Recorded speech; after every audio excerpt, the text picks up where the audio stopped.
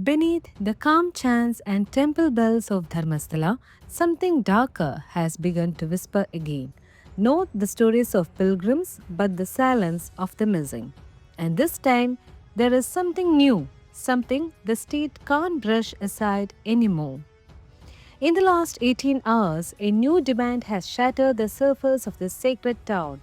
A delegation of women, writers, activists, they walked into the chief minister's office not to pray but to demand. Give the investigation independence, they said.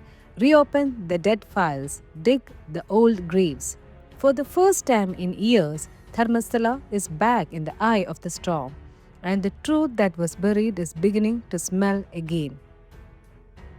The story you are about to hear isn't old. It's not recycled outrage, not rumor. It's what we found when we looked beyond the headlines. Files sealed in dust, name forgotten in archives, and a pattern, one that ties faith, fear, and power together like threads in an old ritual cloth. The whistleblower said he was forced to bury bodies, women, young girls, their names never recorded. The SIT dug up the soil. Cameras flashed, bones appeared, and then confusion, contradictions, and silence. One skull, they said it belonged to a missing woman, but the forensic report said otherwise, a 40-year-old man.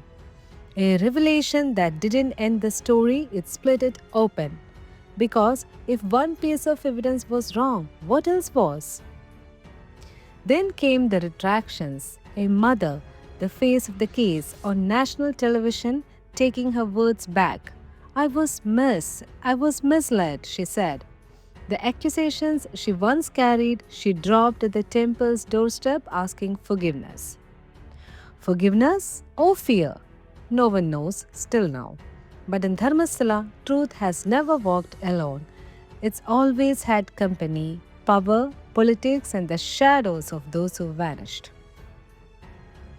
The Home Minister says the SIT will be swift, but swiftness has never been the problem here, transparency was.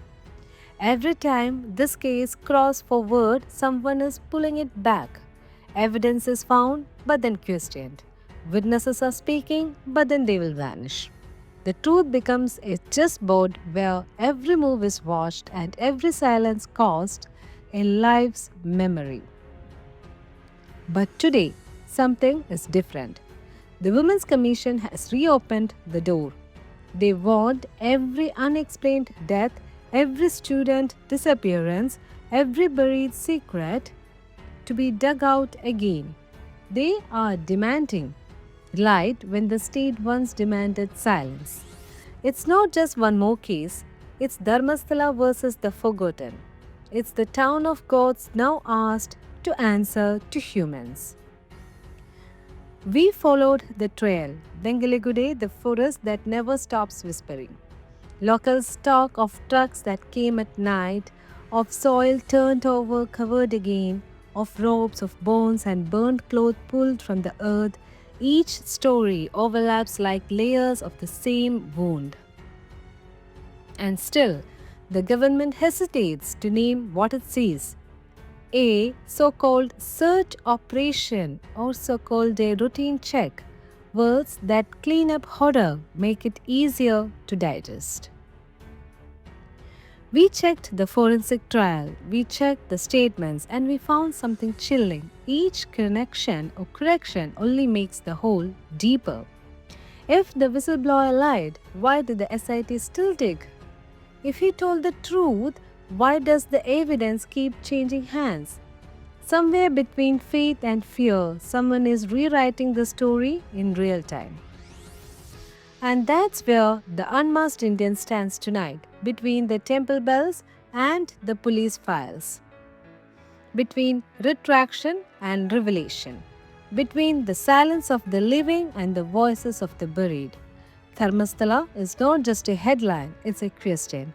Who decides what the truth looks like when the temple is watching? The case isn't closed. The soil still holds its breath. And somewhere under the weight of rituals and politics, the truth is waiting, still unburned, still unburied. Until then, We will keep on digging because light doesn't reach the surface by accident. It's dragged here one question at a time. This is the Unmasked Indian. Stay tuned.